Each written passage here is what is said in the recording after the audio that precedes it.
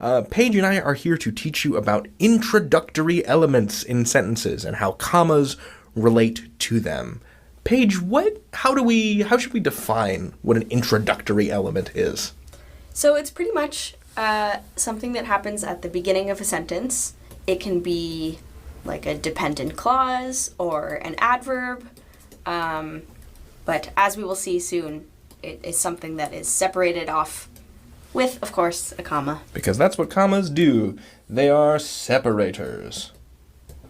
So let's talk about dependent clauses first. Let me just write out a sentence that begins with a dependent clause. When you come in, please take off your shoes. And I've made the difference between the dependent clause and the independent clause pretty clear. So this is, the dependent clause is purple, the independent clause is green. Is there a need for a comma here? Of course. Okay. Because we're leading with a dependent clause, and that means that this thing can't stand on its own, right? It's like the ladder up against the tree.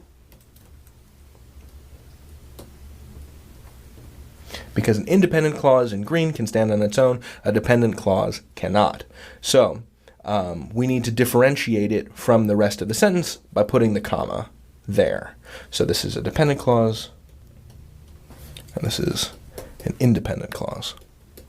So if you start a sentence with a dependent clause, you're going to need to put the comma in the middle before you proceed to the independent clause, which is the part that makes it an actual functioning sentence. Right. If you have it the other way around, though, if it's just please take off your shoes when you come in, no need for a comma. I'll show you.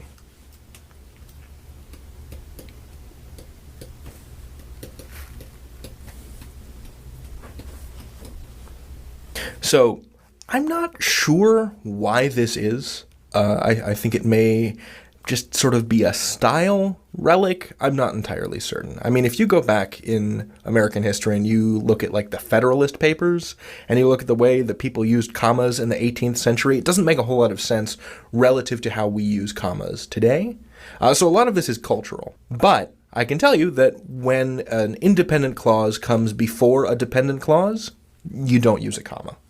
And if you are uniting two independent clauses, in the following sentence, I rode an elephant and then I ate a mango, these two things are both independent clauses, right? I rode an elephant, then I ate a mango, right? Like these two things need to be connected by this conjunction and, but that's not all. They also need to be joined by a comma. Now you could also sub out if you wanted to, get rid of this comma and this and put in a semicolon, but that's a story for another time. So if you're uniting two independent clauses, just do comma and then a conjunction. So that's one way to think about how to use commas for introductory elements like dependent and independent clauses, but there's also another thing I want to introduce you to, and that's... Hello, friends! My name's Comma. I'm a superhero in the Punctuation Marks team. My mission in this crazy world is... Well, actually, I have many missions. I can tell you all about them if you like. To start with, let me tell you that all punctuation marks are very important. We use them to communicate better and express clearly our ideas when we write, read, or speak. Today you'll learn all about me, the comma.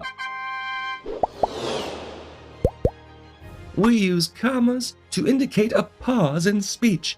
I think it would be easier if I showed you some examples with a story.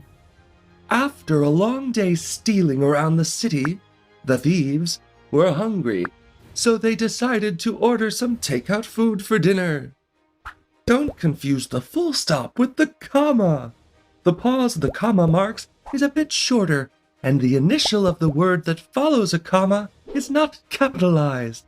Proper names would be an exception, but that's another story. Let's focus on this one for now. There are 4 places to use a comma in a text. To separate items in an enumeration. To clarify meaning. To separate a person's name when addressing them directly. And to join sentences using conjunctions. I know! I do so many things, it's exhausting. Let's have a closer look. We use commas to separate items in an enumeration. Let's go back to our story. Susan, comma, Cobra, comma, Cleo, comma, and Jack are members of a dangerous band of criminals. They can't make up their minds. They want to have pizza, comma, sushi, comma, and hamburgers for dinner. We also use commas to explain something or clarify meaning. Let's have a look. Susan, comma, as we're about to explain who she is the head of the criminal band. Here we'll use another comma because it's where our explanation ends. It's pizza for dinner. Cobra, comma, the grumpiest of all four, comma, insists on ordering sushi. Cleo, comma, the hungriest, comma, would eat a huge hamburger. And the last one is Jack, comma, the indecisive one, comma, because he can't decide what he likes most. Are you beginning to get the idea? We also use commas when addressing someone directly to separate their name from the rest of the sentence. Let's see what happens in the story. The head of the band wanted to show the team who was in charge. Jack, comma, I command you to cast your vote for pizza. Jack lowered his head and replied, Susan, comma, I'll do as you say. And finally, when we want to join two sentences using conjunctions, the comma should always go before the conjunction. And, but, so, or for are common examples of conjunctions we would use to connect sentences. Let's go back to the story. After waiting for an hour, the doorbell rang. It must have been the delivery man, comma. But they heard suspicious noises outside the door. They opened the door, comma, so the delivery man could enter, comma, and give them the pizza. To their surprise, he was not alone. The superhero and the police were with him. They were there to arrest the whole gang. Wow, what a strange story. Well, it helped us understand that we use commas as short pauses in a text. Let's recap the 4 uses of the comma. We use commas to separate items in enumeration, to clarify meaning, to separate a person's name when addressing them directly, and to add them before the conjunction when joining sentences. So we're going to talk about using commas in dialogue. So I've got these 2 sentences here that I have removed all the punctuation from because I recognize that figuring out where to put commas when you are reporting someone else's speech, for a newspaper article or a piece of fiction or whatever it is, can be quite confusing. And so here's basically what you need to know is that commas in dialogue essentially function as runways. You can ramp you up to get going for an utterance and take you down and land. Paige, would you read me this sentence? Guillermo said, I have no idea where I put that moonstone. So we're starting into this sentence, and we're going to use this comma as a ramp to divide between the utterance and what's called a dialogue tag. So Guillermo said, comma, I have no idea where I put that moonstone. This is the end of his utterance. We're going to put a period here. However, sentence number 2. They're probably pirates, Roxanne said. So here, since we're putting the dialogue tag after the reported speech, if this were otherwise going to be a period, we're going to put a comma here. They're probably pirates, comma, Roxanne said, period. And why is this? It's because we're trying to separate between the reported speech and the dialogue tag itself. So in the event that this were a question, however, you would use a question mark. Or if it were an exclamation, you would use an exclamation point. But if it were going to just be a period, you wouldn't do this. You wouldn't say they're probably pirates, period, Roxanne said. You would say they're probably pirates, comma, Roxanne said. Yeah. I know that's kind of confusing, but that is the style that we abide by in English. Right, so as you said, a comma with dialogue is pretty much acting as a runway. Okay. So with the first sentence, Guillermo said, comma, So and this then is kind of like take off. right, you're getting ramped up into the dialogue. Mm-hmm. And then with the second one, it's like the plane is landing and they're probably pirates. And then the dialogue ends. Cool. But there has to be a comma in there to end it. So if the statement were going to end with a period, we'd use a comma in reported dialogue when the tag follows the reported speech. That's right. Otherwise, we'd use all the other relevant punctuation marks. Yeah. Okay. Cool. So this is like the only time ever when you can end a sentence with a comma. Yeah, pretty much. Whoa. That's awesome. Yeah. So that's how you use commas in dialogue. Paige, I have a question for you. What's up? You like cheese, don't you? Why, yes, I do. So, Paige, what I've just asked you is an example of what's called a tag question. So I'm making an assertion, and then I'm actually looking for confirmation. So I'm making a statement, and then consumed by doubt, I have to turn, comma, and ask you for confirmation. So I say, you like cheese, comma, don't you? And so what's cool about tag questions is that they kind of follow this positive-negative flow. Mm-hmm. So it begins with a positive assertion, like, here is a thing that is true, and then the doubt. So you then negate it to ask the question. Right. You can also do this backwards and begin with a negative assertion and ask a positive question, like, this won't hurt, comma, will it? And we're using the comma to perform its separating function, because that's what commas do, and separate between the assertion and the doubt question. And that's what tag questions are. So that's one of the things that we're, sorry to just like launch into it. So today we're going to talk about tag questions, direct address, and using commas in the context of yes and no. Right. So, Paige, how are you? Why are you asking me this? Because it's an example of direct address. So if I start off an utterance by directly addressing you, there follows a pause. I would say, Paige, comma, how are you? I see. That makes sense. But also I'm interested in your well-being. Oh, well, thank you. I'm good. Good. So if you're directly addressing a person, it doesn't have to be just Paige. It could also be me. It could also be Sal, whoever. You would say the name followed by a comma, then the question, or whatever the sentence was going to be. Like, Paige, I'm going to the grocery store later. Do you want some cheese? Right. I do, definitely. Oh, okay. Want some cheese. So then in that response, actually, you could have the final thing we're going to talk about today, which is yes and no commas. So when you're answering a question, whether yes or no, you kind of use yes or no as sentence adverbs, kind of. It's an introductory element. So you would say, yes, comma, I would love some cheese. Or no, comma, I hate cheese. If it were like an alternate universe version of you. Yeah, no. I definitely love cheese. But that's how it works. You would use, say yes or no and follow it with a comma. So this is just another example of how powerful commas are. You can use them in all these different separating abilities, right? So you can separate between the tag question, the positive assertion, and the negative question, like you like cheese, comma, don't you? Or this won't hurt, comma, will it? You can use it in direct address, like Paige, comma, how are you? And in yes or no responses, like no, comma, I hate cheese, or yes, comma, I would love some cheese. Commas are so powerful. Yeah, for real. The viewer can learn anything, can't they? Yes, Paige. I believe they can.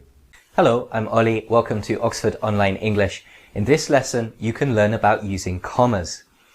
Students often seem very confused about commas and how to use them correctly. Commas are quite complicated because they don't just do one thing. Actually, commas have many different jobs in the sentence. So in this lesson, I'll explain the different types of comma and what they do and how you can use them. Let's start with our first type of comma, the listing comma. As the name suggests, the listing comma is used to list items or ideas one after another. For example, we need 2 cucumbers, 4 tomatoes, some onions, and a lettuce. We use commas to separate the items on the list. Before the word and, in British English, we don't usually use a comma. In American English, a comma is often used before and. It's your choice which style you use, both are correct. This comma, the listing comma, replaces the words and or. You could say, we need 2 cucumbers and 4 tomatoes and some onions and a lettuce. It's not wrong, but it doesn't sound good, so it's better to use the commas. Your list could include phrases or even complete sentences. The principle is the same. For example, we spent our time relaxing on the beach, swimming in the sea, and drinking coffee in the seaside cafes. In this case, the items on our list are whole phrases. They're not just single words, but the principle is the same. We use a comma after each item, and in British English, not before the word and. You can also use the listing comma sometimes to separate adjectives before a noun. Look at 2 sentences. She has long, dark, shiny hair. He bought a bottle of dark German beer. Now, in the first sentence, we use listing commas to separate the adjectives. In the second sentence, we don't. Can you see why? Well, remember, we said that the listing comma replaces the words and or. You can say she has long and dark and shiny hair. It doesn't sound good, but it's possible. So, in this case, we use listing commas between the adjectives. But you cannot say he bought a bottle of dark and German beer. It's not possible. So in this case, we don't use listing commas. If you're not sure, you can use this trick. Try replacing the commas with the word and. If it sounds okay, then you need commas. If it doesn't sound right, you don't need commas. Okay, what's our second comma? It's the joining comma. The joining comma is used to join 2 complete sentences together with a linking word. For example, we were tired and we really didn't feel like going anywhere. In this sentence, each half of the sentence could stand by itself. We were tired is a complete sentence, and we really didn't feel like going anywhere is also a complete sentence. So we can put the 2 sentences together with a comma and the linking word and. Other linking words you can use in this way include and, but, or although. There are many others as well. That's not a complete list. However, you do need to be careful with these commas. You can't use commas to join 2 complete sentences without using a linking word. You also can't use joining commas with some linking words. Let's practice. Look at some sentences and see if they are right or wrong. Here are the 4 sentences. Read them, pause the video and think about your answer. Which are correct and which are not correct in terms of comma use. Okay, ready? Let's look at the answers. 1 and 4 are correct. 2 and 3 are not correct. Let's see why. Sentence 2, I applied for the job, I really hope I get it, is not correct because there's no linking word between the sentences. You could say, I applied for the job and I really hope I get it. You could also say, I applied for the job, full stop, I really hope I get it. But you can't use a comma to join 2 complete sentences like this. In the second sentence, she didn't get the grades she needed, however, she got into the university in any case. We use the linking word however, but we don't use commas with however. The best way to link these sentences is with a full stop. So we put a full stop after the word needed and then start a new sentence with however. You might be thinking that number 4 is wrong because the second part of the sentence isn't a full sentence. That's true, but the important point is that it could be a full sentence. You could say, you'll either have to start again or you'll have to find someone to help you. We shorten the sentence to make it simpler and easier to say, so it's okay to use the joining comma here. Number 3 is the bracketing comma. This is possibly the most difficult comma to use. It's used to add an extra phrase or piece of information into a sentence. It's often used in pairs. For example, this book, first published in 1956, is still useful for students today. The phrase in red is extra information about the book, and so we put it between a pair of commas. One of my colleagues, who used to be a semi-professional footballer, invited me to play in their five-a-side team this weekend. Again, the information in red is extra information about my colleague, and so the information goes between a pair of commas. To use bracketing commas, the sentence must make sense and be grammatically complete without the extra information. In these cases, you can see if we remove the information in red, this book is still useful for students today. That's still a complete sentence and it makes sense. Also, if I say, one of my colleagues invited me to play in their five-a-side team this weekend, again, that's a full sentence, it's grammatically correct, it's clear.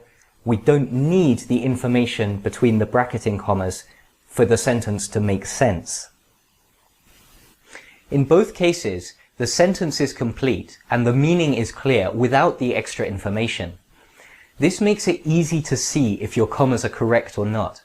If you are using commas in this way, ask yourself whether the sentence would make sense without the phrase between commas. If not, something is wrong.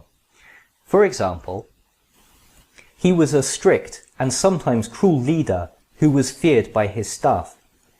This might look okay, but if we try to remove the red text between commas, we get he was a strict who was feared by his staff. Now this doesn't make sense. He was a strict what? Another example, pens, which can write upside down, are used by NASA astronauts on the International Space Station. Again, it looks okay, but if we remove the red text, the extra information, we get pens are used by NASA astronauts on the International Space Station. Now, this is a clear sentence and it's grammatically correct, but it has a different meaning. We didn't want to say that just any pens are used. We wanted to say that a special kind of pen was used. So we've changed the meaning of the sentence. If the extra phrase is near the beginning or the end of a sentence, you might just use one bracketing comma instead of using a pair. Let's look. Similar to most people his age, he isn't really thinking about his future. Again, the text in red is extra information, but it comes at the beginning of the sentence. That means we don't need two commas, we can just use one. He told me that he wanted to quit and become a painter, which surprised me. Again, it's extra information, but it's at the end of the sentence, so we just use one comma and then a full stop. Finally, let's look at some common mistakes with commas. There are 3 mistakes which I see students making a lot. Let's look so you can hopefully avoid making these mistakes. Don't put a comma between a subject and its verb. For example, this sentence is incorrect because the people we met on holiday is the subject. Were is the main verb. There should not be a comma between the subject and the main verb. In this sentence, we have the same problem. The subject, again, is not one word, it's a phrase. Everything in those cupboards. The main verb is needs, so again, there should not be a comma between the subject and the main verb. Don't use a comma before that. This is a useful rule because it's quite easy. She told me that she wanted to move to London, or I had no idea that he could speak Japanese. In both of these sentences, there should not be a comma before that.